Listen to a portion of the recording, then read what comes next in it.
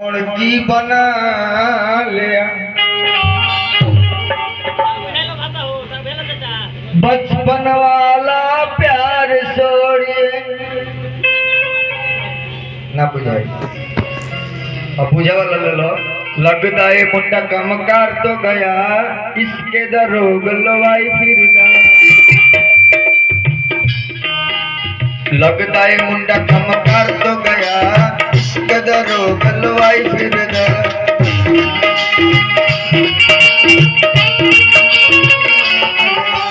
करदा सिका का जो दबी यदि पढ़ाई खुद दा क्लास लेके वंद सिख माई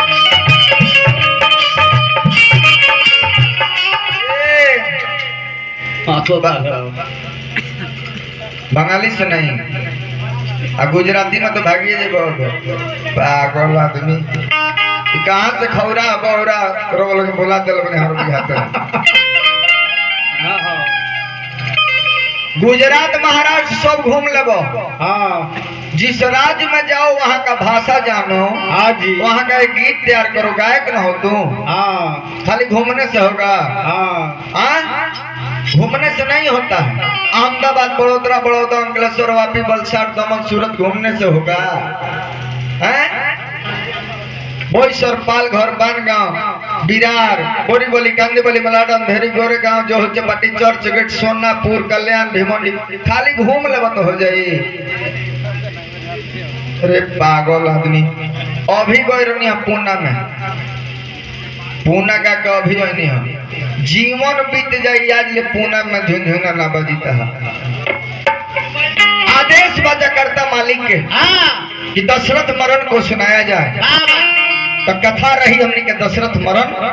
लेकिन ओकरा पहले को भजन रहे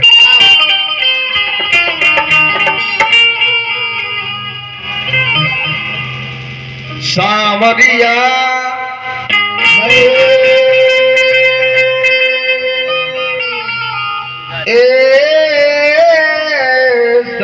सावरिया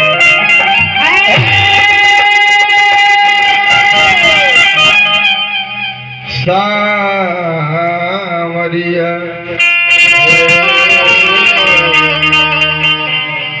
सावरिया सावरिया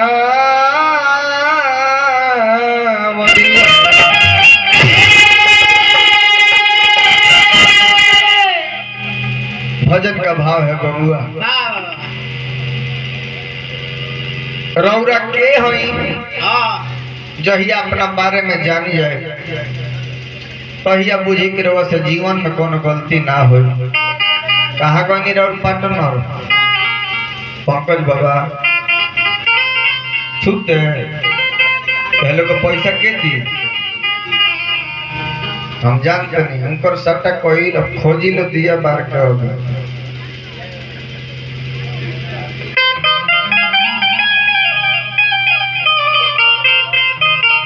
सब पता लगा के बैठल में ए बबुआ कहे के बा कैसे एह दुनिया में जे आइल बा ओकरा एक न एक दिन जाए के बा भाव लगता डफरा के बाबू भिखारी ठाकुर जी गौले रहने धरो दिया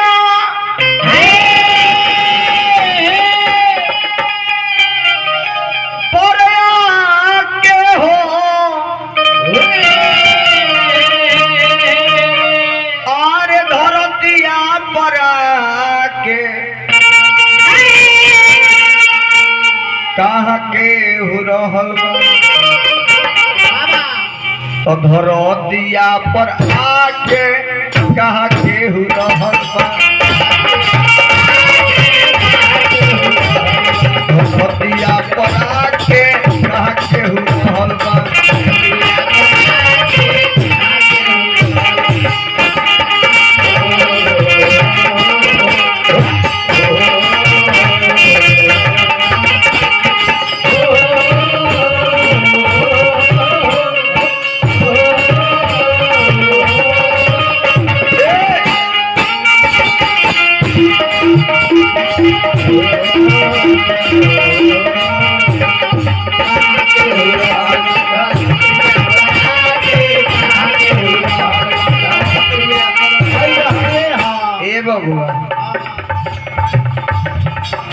जे आइल बा, चाहे वो राम हो खस, चाहे कृष्ण, चाहे केहू एजा से जाए के पड़ल बा। हमनियों का आइल बनी, जब हमनियों के एक न एक दिन चल जाए के बा। जितना दिन के हमनी के आयु बा, वो आयु एजा भोग के दुख सुख सारा झेल के और ये दुनिया के छोड़ के चल जाए के बाद। जगह आज हमने के बीच में बाबा जी लिखी, भक्त प्रहलाद गइल सजन कसाई,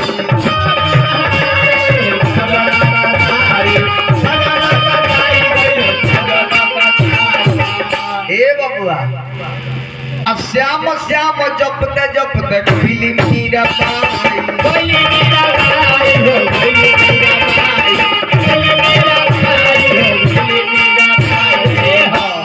देखिए हमारा कहना बजाना में पागल व्यास के कहना बजाना में अंतर हो जाए।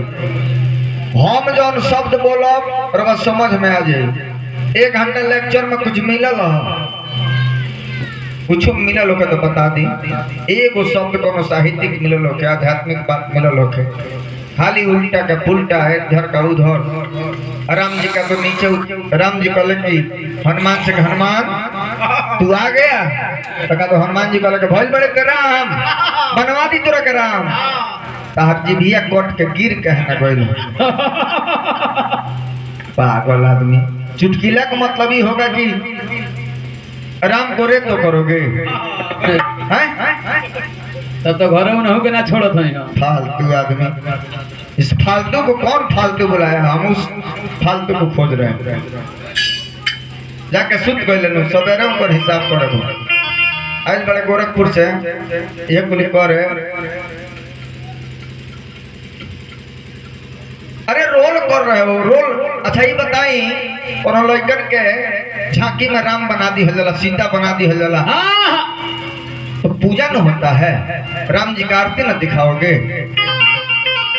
एक बार एक कुम्हार चला गया बैकुंठ लोक में, थोड़ा गौर कीजिएगा।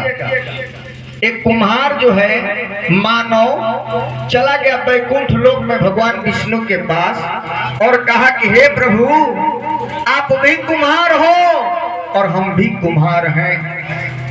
आप मिट्टी का मानव बनाते हो, मिट्टी का मनुष्य बनाते हो, तो उसे गाली मिलती है।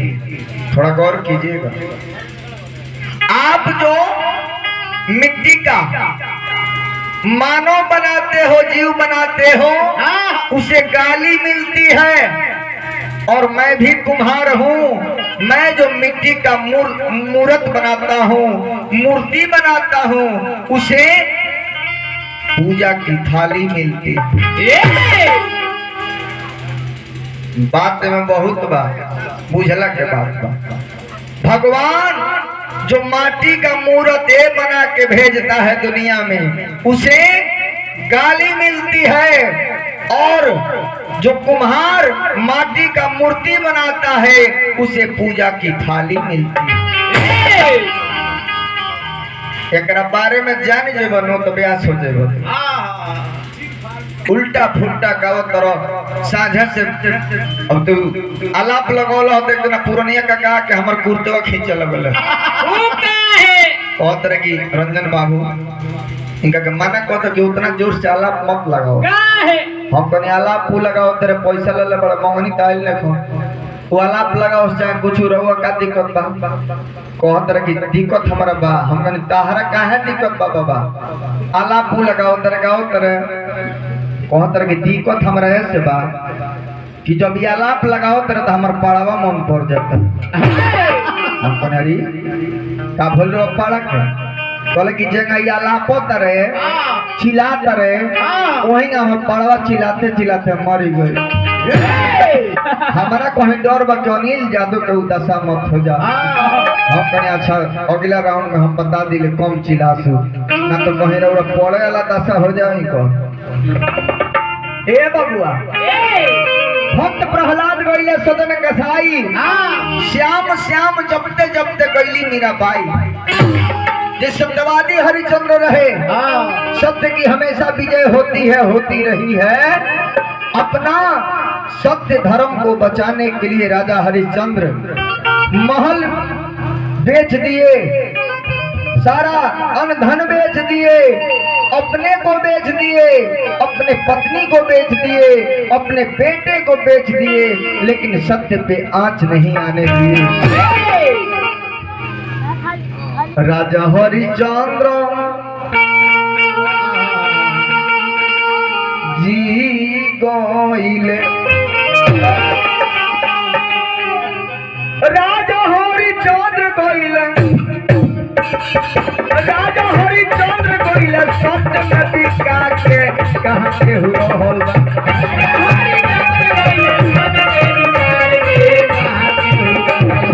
राजा हरिश्चंद्र गइले, सत्य में बिका के कहाँ के हुआ होल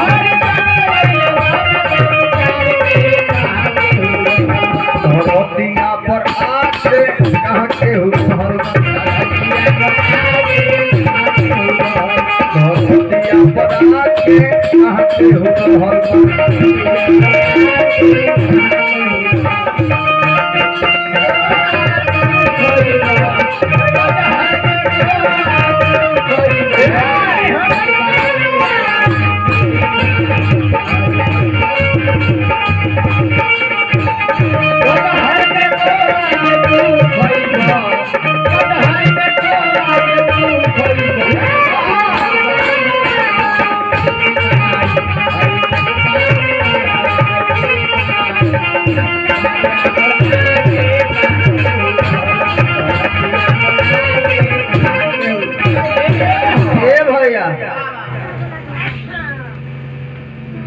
मुन्ना बाबा विदाई यदि होई तो हमरा के तनी संकेत करो कि बाबा जी खातिर एगो विदाई गीत हम मारो। लकी बाबू विदाई जब होई तो बताई। उत्कर्ष मिश्रा जी ए भजन पर पुरस्कार भेजले बनी बाबा के हम गोल लगत नहीं। ए बबुआ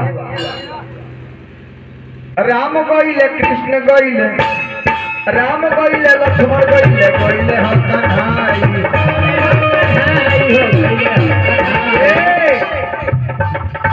कलाकार हो यूट्यूबरो हो तो जहाँ गलती हो जाओ जा एडिट कर दे बा, यह तो कलाकारी हो। हम चेक करो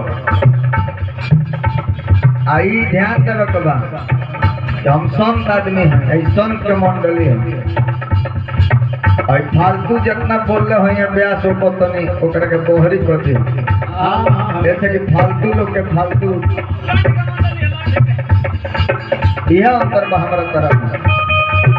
ए बबुआ राम गइले लक्ष्मण गइले, गइले कन्हाई।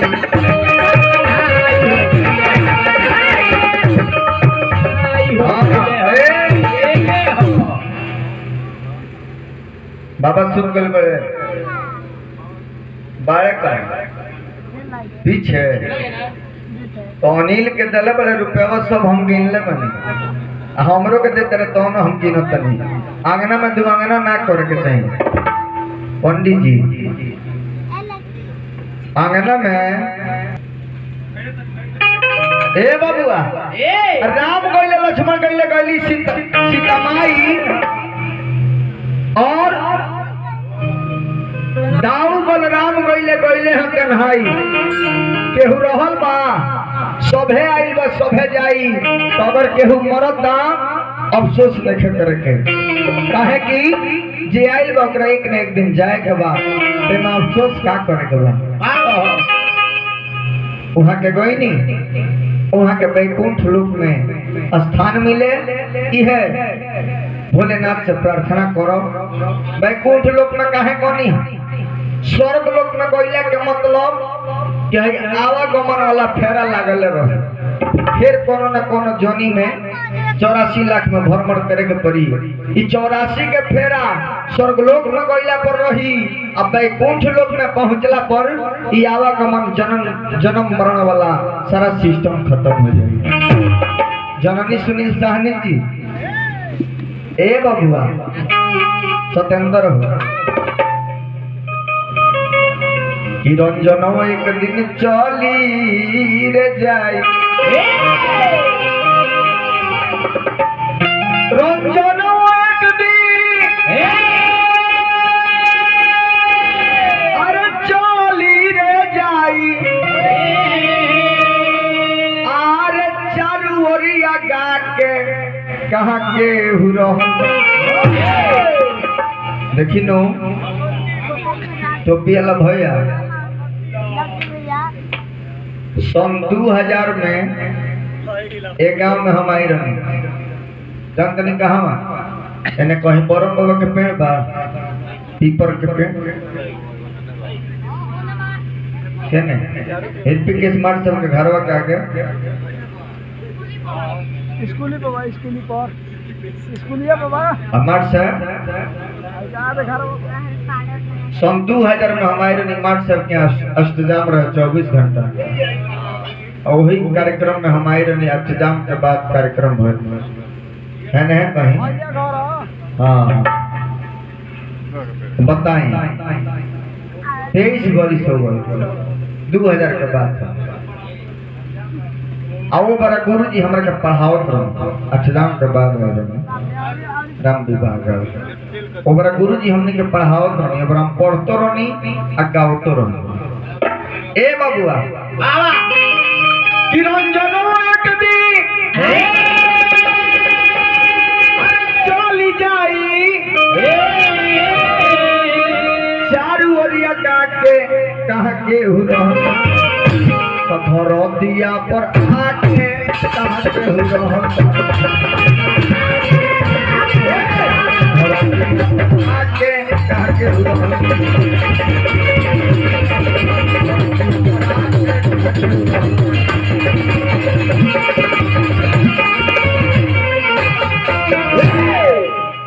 मुन्ना बाबा कहना बनी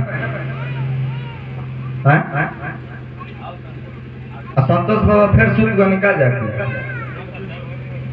बड़ा सुतल तो नहीं वहाँ के का बात बा ई गावता रहे अहिर महाराज तो वहाँ के जाग जाता नहीं हम गावता नहीं तो सुत जाता नहीं बात क्या भय गई इनमें हमरा शौक यह लागता कि हमरा के लागता कि मुन्ना बाबा बुलावले बनी अये गणासी के संतोष बाबा बुलावले मैंने हमरा ये बात से यह बुझा था कि गावता रहे तो संतोष बाबा जाग जाता नहीं हम गावते कहाँ के सुत जाता नहीं वहाँ कहीं बुझाता कि भाई मुन्ना बाबा के ब्यास हो और हमारे ब्यास हो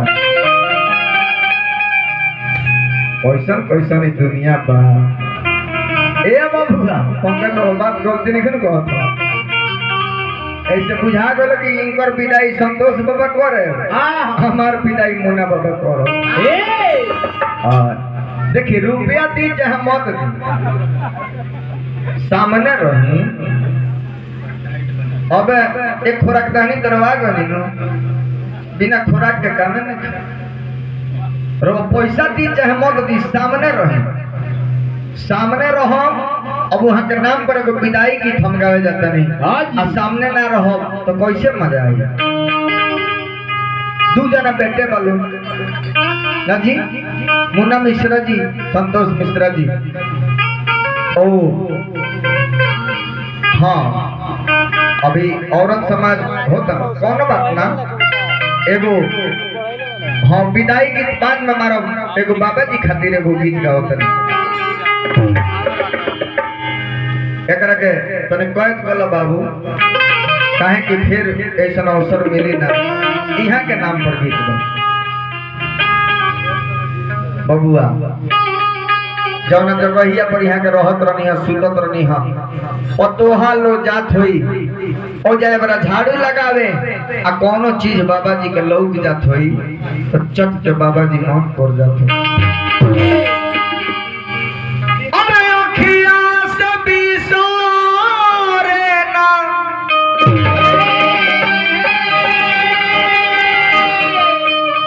बबुआ चंदन जी ऑपरेटर थोड़ा सा बड़ा होगा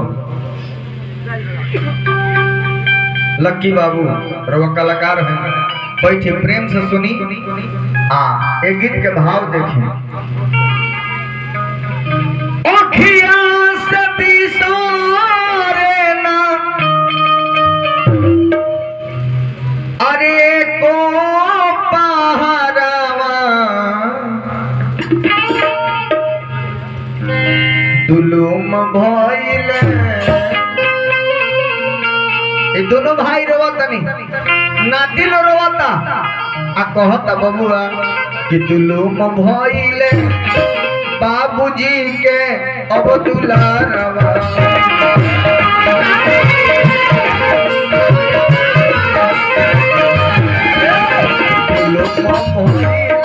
बाबूजी के अब दुलारवा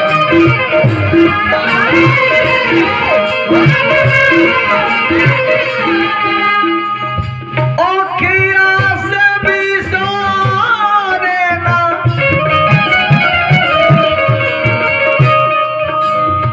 बिसरे ना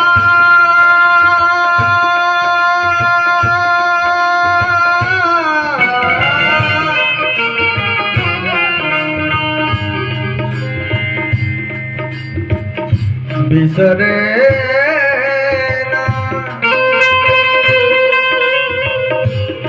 बिसरे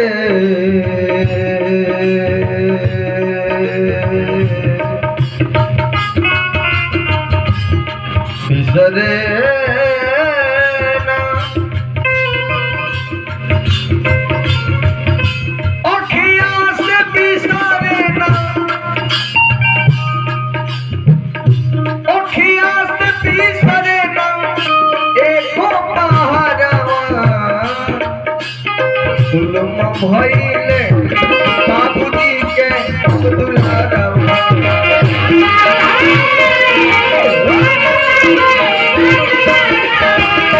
दुलुम भइले बाबूजी के दुलारवा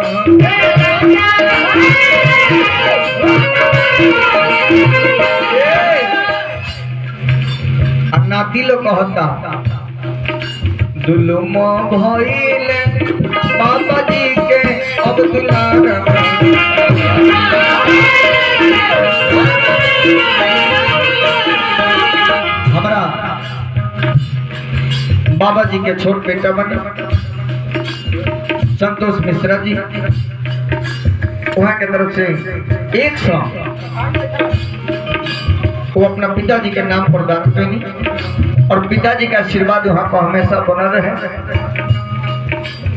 आगे वहाँ के गईनी और अपना आशीर्वाद परिवार पर दे के बढ़ंती करी पूरा परिवार पर यहाँ का आशीर्वाद बना रहे। आज के बाद ये परिवार में मंगल ही मंगल होके ये भोलेनाथ से प्रार्थना करो। ए बबुआ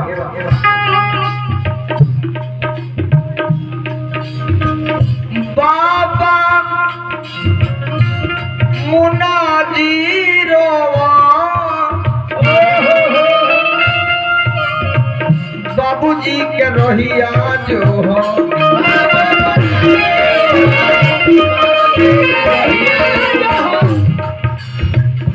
मुना मिश्रा जी रोवा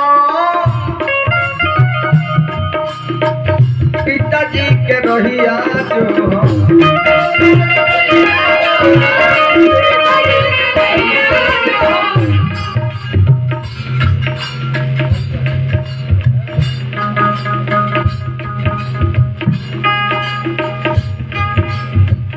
बाबा संतोष रोवा बाबूजी के रहिया जो हो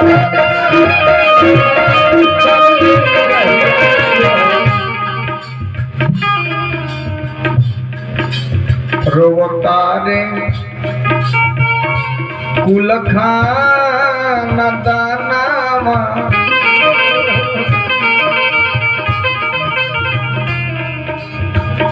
रोवतारे कुल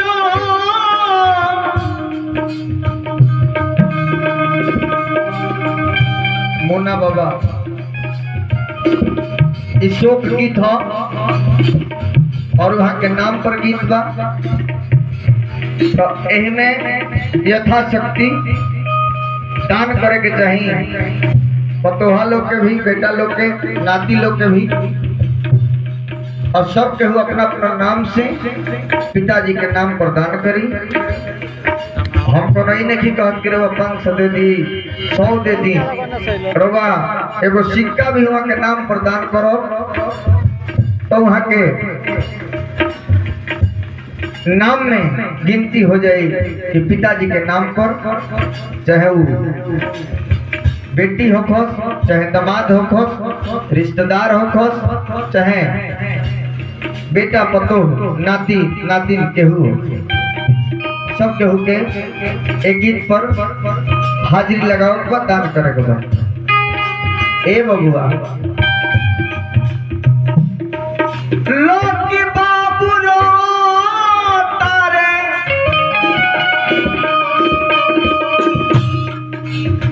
लोग की बाबू रो तारे, अरे पिट के का पारावा दुलमा भइले बाबा जी के अब दुलारवा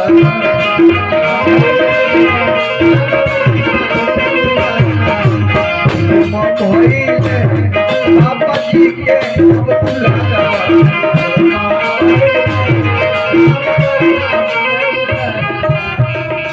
नमो लक्की के फुआ चलिए हमरा, अच्छा यहाँ के बेटी हैं और लक्की बाबू के फुआ 100 रुपया अपना पिताजी के नाम पर दान कर ले बनी। और पिताजी का आशीर्वाद बेटी पर हमेशा बना रहे। ए बबुआ नमवा का हो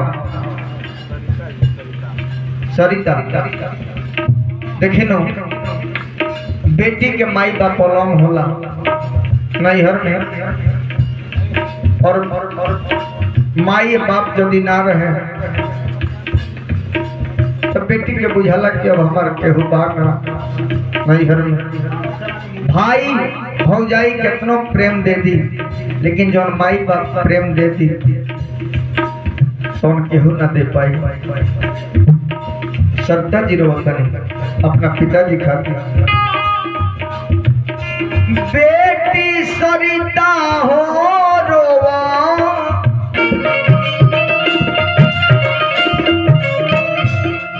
पिताजी के रहिया जो,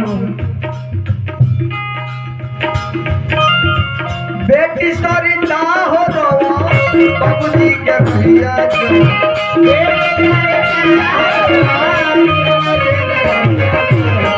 अब काहे रोतरी ऐसे रोतरी कि आज के बाद कबो भी ये परिवार में आई तो पिताजी के दर्शन ना हुई। पंकज बाबा होई नाही बाबूजी से, होई नाही बाबूजी से मिलाना हमर, बाबूजी तो हो गई सपना।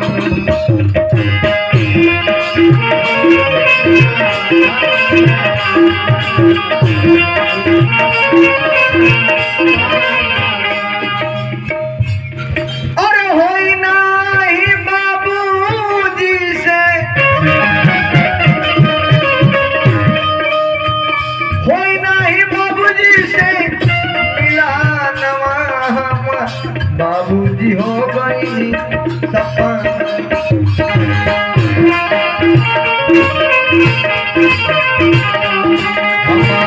बाबूजी हो गई सपना।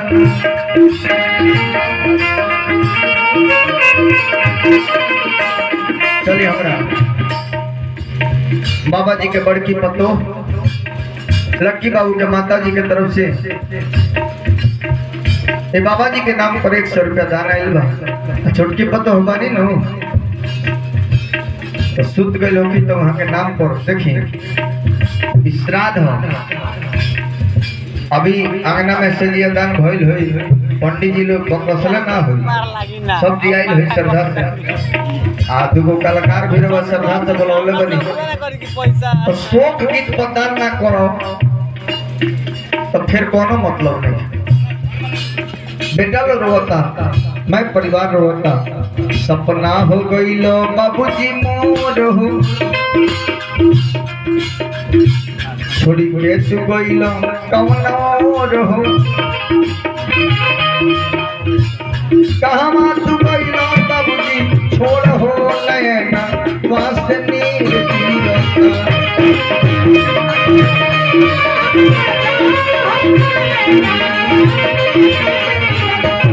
कहवा तू गइलो बाबूजी छोड़ हो नैना वासनी गिरता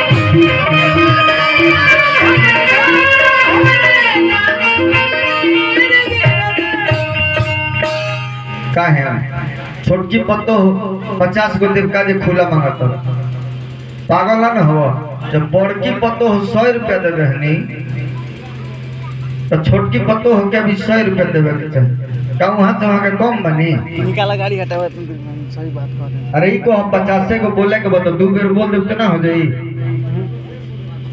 अब 2 बेर बोल देब खिसियाई मौत साइड को तो गाड़ियों पर बैठ के अभी 50 के बोल दे तनी एक बिरौरी बोल दे तो ना हो जाई अब फूला दुकान चलबे ना कोई फूला खातिर चलिए जानते नहीं बाबा अगर हम गावत हो कि सुनील बाबू आ केहू पगली में से 500 निकाल ले तो हमरा बुझाई कि दिलवे दरिया हो जाए लागत हमार गीत यहाँ के निमन लागल बा 500 नोट हम देखले बनी 500 बुझात देव यहाँ के अब ताले 500 ले आके हमरा लगाओ कहे ब्यासी तने 500 के खुला दे न दी बुझी कि दिमाग में झनक जाइए के फिर अब बताई नंबरी देखा के वहां कहतनी हमरा बुझाइले कि चलो छोटकी पत्तो के तरफ से आगल 100 रुपया तो यहाँ कहतनी तने खुला दी ना अरे भाई 2 बेर बोल देब हम चली अभी 50 रुपया दल बनी हमरा